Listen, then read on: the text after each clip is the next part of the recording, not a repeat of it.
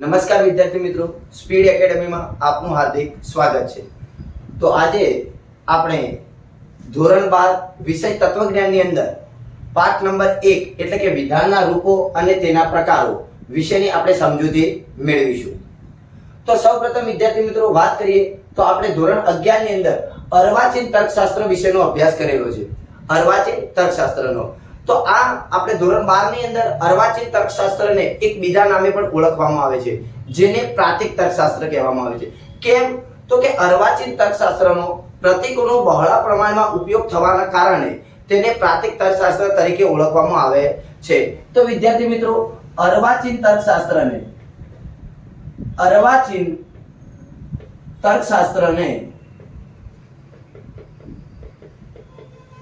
પ્રાતિક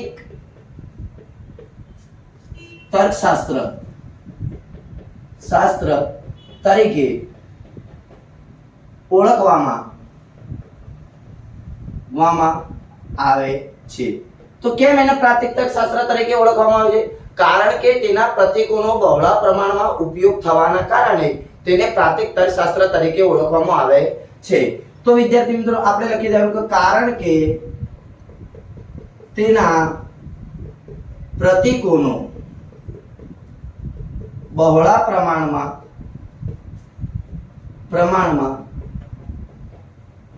ઉપયોગ થવાને કારણે તેને પ્રાતિક તર્કશાસ્ત્ર તરીકે ઓળખવામાં આવે છે।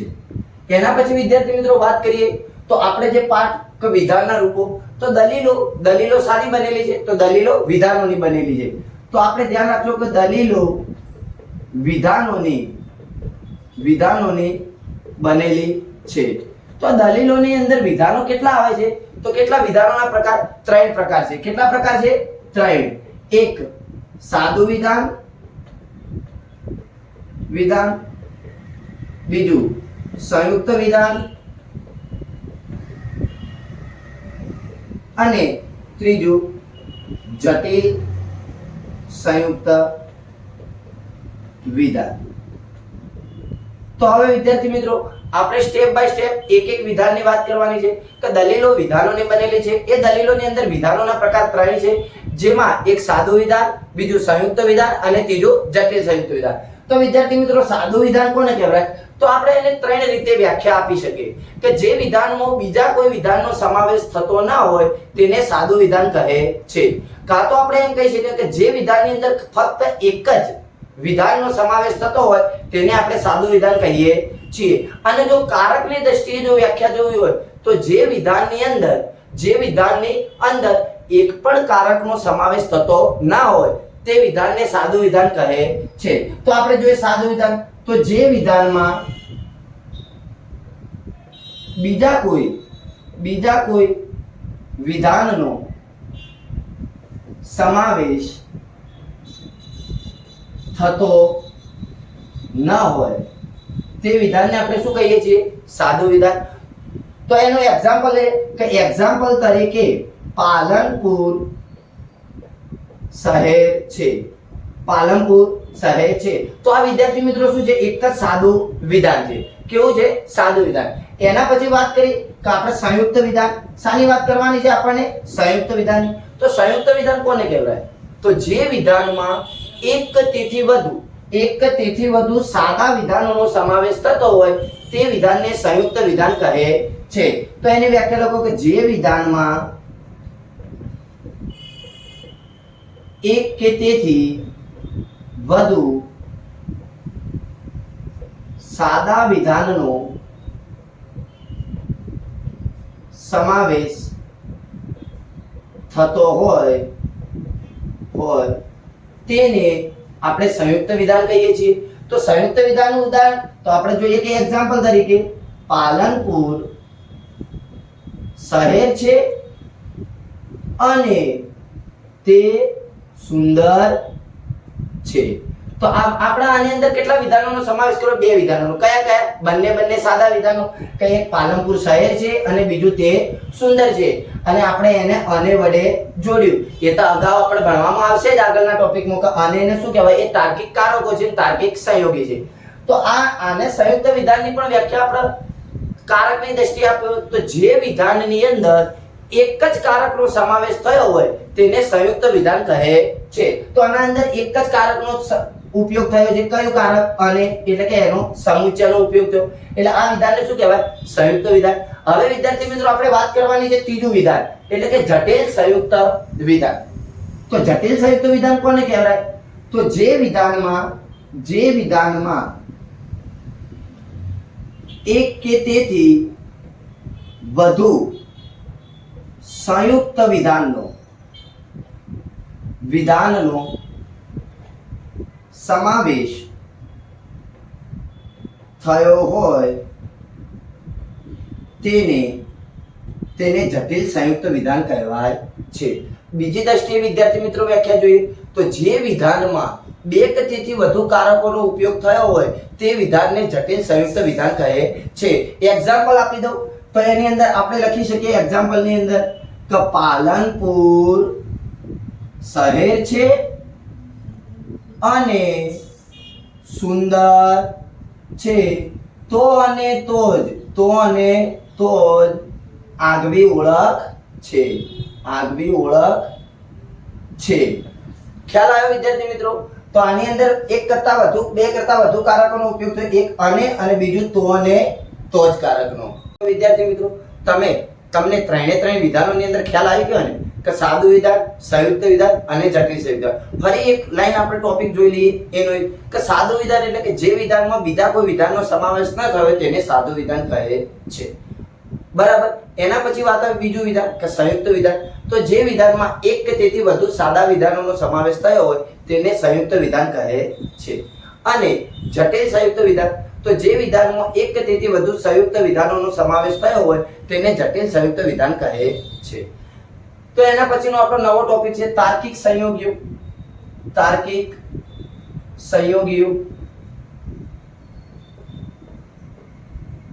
કે તાર્કિક કારકો.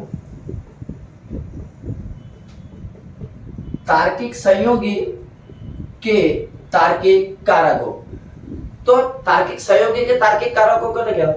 તો જે વિધાનમાં એટલે કે જે શબ્દ કે શબ્દ જૂથના ઉપયોગને લીધે સાદા વિધાનમાંથી સંયુક્ત વિધાનની રચના કરતા હોય તે શબ્દ કે શબ્દ જૂથને તાર્કિક સંયોગીઓ કે તાર્કિક કારકો કહે છે. ખ્યાલ આવ્યો કે જે શબ્દ કે શબ્દ જૂથના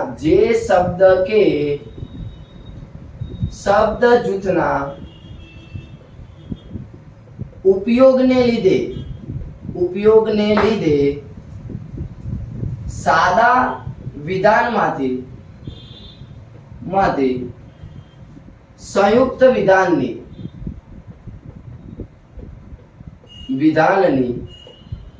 રચના કરે તે શબ્દ કે શબ્દ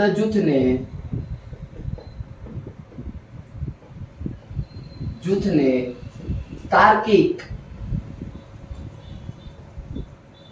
સંયોગી કે તાર્કિક કારકો કહે છે. તો એનો એક્ઝામ્પલ આપણે લઈએ. એક્ઝામ્પલ તરીકે હિમાલય પર્વત છે અને ગંગા નદી છે. તો જો આ બંને વિદ્યાર્થી મિત્રો આ બંને સાદા વિધાન છે. હિમાલય પર્વત છે, ગંગા નદી છે. તો આ બંને વિધાન એટલે કે જે શબ્દ કે શબ્દ જૂથના ઉપયોગને લીધે સાદા વિધાનમાંથી કયું વિધાન બનાવો? સંયુક્ત વિધાન બનાવો. કયું બનાવો? સંયુક્ત. એટલે કે બંને સાદા વિધાનમાંથી જે શબ્દ કે શબ્દ જૂથના ઉપયોગને લીધે સાદા વિધાનમાંથી સંયુક્ત વિધાનની રચના કરે તે શબ્દ કે શબ્દ જૂથને તાર્કિક સંયોગી કે તાર્કિક કારક કહે છે. તો વિદ્યાર્થી મિત્રો તમારે ખાસ ધ્યાન આપવાનું, 1 માર્ક્સની અંદર અથવા વિકલ્પની અંદર પ્રશ્ન પૂછાય છે કે તાર્કિક સંયોગીને બીજા કયા નામે ઓળખાય? તો તાર્કિક કારકો. કાં તો એમ પૂછાય કે તાર્કિક કારકોને બીજા કયા નામે ઓળખાય? તો તાર્કિક સંયોગીઓ. તો જુઓ આ બંને સાદા વિધાન છે, આ બંને સાદા વિધાન શાના વડે જોડવામાં આવ્યા છે? અને વડે. શાના વડે? અને વડે. તો આને શું કહેવાય? તાર્કિક સંયોગી કહેવાય અથવા તો તાર્કિક કારક કહેવાય. તો જે શબ્દ કે શબ્દ જૂથના ઉપયોગને લીધે સાદા વિધાનમાંથી સંયુક્ત વિધાનની રચના કરે એટલે કે બંને વિધાનોને જોડે તે શબ્દ કે શબ્દ જૂથને તાર્કિક સંયોગી કે તાર્કિક કારક કહેવામાં આવે છે. તો વિદ્યાર્થી મિત્રો, તો આપણે આ તાર્કિક કારક કે તાર્કિક સંયોગીઓ કેટલા? તો એ તાર્કિક કારકો તાર્કિક સંયોગીઓ કેટલા છે? 5. કેટલા છે? 5. તો કયા કયા છે? તો પહેલા આપણે ધ્યાન રાખવાનું કે નિષેધ, સમુચ્ચય, વિકલ્પન, શરતી અને દ્વિશરતી. બરાબર, આ 5 તાર્કિક કારકો છે. તો એની અંદર એના પ્રતીકો જોઈએ તો આ નિષેધ, આને કહેવાય સમુચ્ચય, આ વિકલ્પન, આ શરતી અને આ દ્વિશરતી. તો એના ગુજરાતી નામ છે નિષેધનું, તો નિષેધનું ગુજરાતી નામ છે નહીં, સમુચ્ચયનું ગુજરાતી નામ છે અને વિકલ્પનનું નામ છે કાં તો અથવા, શરતીનું નામ છે જો તો અને દ્વિશરતી જો તો અને તો જ. આ એના ગુજરાતી નામ છે. તો તમારે યાદ રાખવાનું કે તાર્કિક કારકો કેટલા? તો 5. તાર્કિક સંયોગીઓ કેટલા? તો 5. તો કે કયા કયા? તો નિષેધ, સમુચ્ચય, વિકલ્પન, શરતી અને દ્વિશરતી. એના ગુજરાતી નામ તો નિષેધ એટલે નહીં, સમુચ્ચય એટલે અને વિકલ્પન એટલે કાં તો અથવા, શરતી એટલે જો તો અને દ્વિશરતી એટલે જો તો અને તો જ. બરાબર, એના પ્રતીક આપેલા છે આ નિષેધ, સમુચ્ચય, વિકલ્પન, શરતી અને દ્વિશરતી. તો વિદ્યાર્થી મિત્રો, તમને તાર્કિક કારકો વિશે ખ્યાલ આવ્યો છે? હા, તો હવે આગળ તમારે જે પણ પહેલા, બીજા, ત્રીજા પાઠની અંદર જે દાખલા ગણવાના છે એ બધા એના નિયમના અનુસાર ગણવાના છે. નિયમના અનુરૂપ ગણવાના છે કે જો ટી એટલે કે સત્ય અને એફ એટલે અસત્ય. તો નહીંનો આપણે નિષેધનો નિયમ કયો?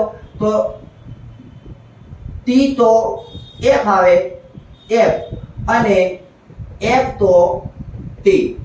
જ્યાં ટી હોય તો શું આવે? એફ અને એફ હોય તો ટી. એવી રીતે સમુચ્ચયનો નિયમ કયો છે? ટી ટી તો ટી, નહીતર બાકી બધા શું આવે? એફ. એવી રીતે વિકલ્પનનો નિયમ છે કે એફ એફ તો એફ, નહીતર બાકી બધા ટી એટલે કે સત્ય. શરતીનો નિયમ છે જો તોનો કે ટી એફ તો એફ, નહીતર બાકી બધા સત્ય એટલે કે ટી. અને દ્વિશરતીનો નિયમ છે કે સત્ય સત્ય તો એ સત્ય અને અસત્ય અસત્ય તો પણ શું થાય? સત્ય જ થાય. બાકી બધા અસત્ય થાય છે એટલે કે ટી ટી તો ટી, એફ એફ તો પણ ટી, બાકી બધા એફ. તો દ્વિશરતીનો નિયમ ટી ટી તો ટી અને એફ એફ તો ટી, નહીતર બાકી બધા એફ અસત્ય. તો તમને ખ્યાલ આવ્યો આ 5 નિયમોની અંદર? તો તાર્કિક કારકો કેટલા છે? 5. તાર્કિક કારકો કેટલા છે? 5. તો એના નિયમો તમને આવડવા જોઈએ તો તમે પહેલા, બીજા, ત્રીજા પાઠ સુધીના તમામ દાખલા સરળતાથી તમે ગણી શકો છો. તો તમને ખ્યાલ આવી ગયો ને? તાર્કિક કારકો કેટલા? 5. બરાબર. તો હવે આપણે આગળ જોવાનું છે વિધાનપરક અચલ. તો વિધાનપરક અચલ, વિધાનપરક અચલ. તો વિધાનપરક અચલ એટલે શું? તો કે અમુક નિશ્ચિત વિધાન માટે વાપરવામાં આવતું પ્રતીક એટલે કે વિધાનપરક અચલ, જેની અંદર a થી z સુધીના કેપિટલ અક્ષરનો ઉપયોગ કરવામાં આવે છે. એના પછી બીજો ટોપિક છે કે વિધાનપરક પરિવર્તી વિધાનપરક પરિવર્તી એટલે શું? તો કે જેને સ્થાને કોઈ પણ વિધાન મૂકી શકાય તેવું પ્રતીક. તો વિધાનપરક પરિવર્તીની અંદર A થી Z સુધીના સ્મોલ અક્ષરનો ઉપયોગ કરવામાં આવે છે. તો વિધાનપરક અચલ એટલે શું? તો વિધાનપરક અચલ એટલે કે અમુક નિશ્ચિત વિધાન માટે વાપરવામાં આવતું પ્રતીક એટલે કે વિધાનપરક અચલ. જેમાં વિધાનપરક અચલમાં A થી Z સુધીના કેપિટલ અક્ષરનો ઉપયોગ કરવામાં આવે છે. એના પછી જે વિધાનપરક પરિવર્તી, તો આ બોર્ડની અંદર ખાસ પૂછાય છે વિધાનપરક અચલ કાં તો વિધાનપરક પરિવર્તી, બંનેમાંથી 100% એકતા હોય છે. તો વિધાનપરક પરિવર્તી કોને કહેવાય? તો કે વિધાનપરક પરિવર્તી એટલે જેને સ્થાને કોઈ પણ વિધાન મૂકી શકાય તેવું પ્રતીક એટલે કે વિધાનપરક પરિવર્તી. અને વિધાનપરક પરિવર્તીમાં વિદ્યાર્થી મિત્રો A થી Z સુધીના સ્મોલ અક્ષરનો ઉપયોગ કરવામાં આવે છે. તો આજે આપણે વિદ્યાર્થી મિત્રો આટલા ટોપિક જોયા કે અર્વાચીન તર્કશાસ્ત્ર ને બીજા કયા નામે ઓળખાય? તો તમને ખ્યાલ છે પ્રાતિક તર્કશાસ્ત્ર. દલીલો શાની બનેલી છે? તો દલીલો વિધાનોની બનેલી છે. તો વિધાનોના પ્રકાર કેટલા? તો વિધાનોના પ્રકાર કેટલા? 3. સાદું વિધાન, સંયુક્ત વિધાન અને જટિલ સંયુક્ત વિધાન. એના પછી તાર્કિક કારકો, તાર્કિક સંયોગીઓ કોને કહેવાય? તો જે શબ્દ કે શબ્દ જૂથના ઉપયોગને લીધે સાદા વિધાનમાંથી સંયુક્ત વિધાનની રચના કરી હોય તે શબ્દ કે શબ્દ જૂથને તાર્કિક સંયોગી કે તાર્કિક કારકો કહે છે. તો એના પછીનો ટોપિક હતો કે તાર્કિક કારકો કેટલા? તો તાર્કિક કારકો કેટલા છે? 5. એક નહીં, અને, કાં તો અથવા, જો તો અને શરતી એટલે કે નિષેધ, સમુચ્ચય, વિકલ્પન, શરતી અને દ્વિશરતી. એના પછીનો આપણે ટોપિક જો વિધાનપરક અચલ અને વિધાનપરક પરિવર્તી. વિધાનપરક અચલ એટલે કે અમુક નિશ્ચિત વિધાન માટે વાપરવામાં આવતું પ્રતીક એટલે વિધાનપરક અચલ, જેની અંદર A થી Z સુધીના કેપિટલ અક્ષરનો ઉપયોગ કરવામાં આવે છે. એના પછી આપણે ટોપિક જોયો વિધાનપરક પરિવર્તી એટલે કે જેને સ્થાને કોઈ પણ વિધાન મૂકી શકાય તેવું પ્રતીક એટલે કે વિધાનપરક પરિવર્તી, જેની અંદર A થી Z સુધીના સ્મોલ અક્ષરનો ઉપયોગ કરવામાં આવે છે. તો વિદ્યાર્થી મિત્રો આજે આપણે 1.1 સુધીના તમામ ટોપિકોનો આપણે અભ્યાસ કર્યો. જો તમને ખ્યાલ ના આવ્યો હોય તો તમે કોમેન્ટ બોક્સની અંદર જણાવી શકો છો, અને જો તમને ખ્યાલ આવ્યો હોય અને આ વિડિયો સારી લાગી હોય તો પણ તમે કોમેન્ટ બોક્સની અંદર તમે કોમેન્ટ કરી શકો છો. અને નેક્સ્ટ વિડિયોની અંદર આપણે 1.1 જોઈશું અને સમજીશું, સાથે મળી અને અભ્યાસ કરીશું. આભાર.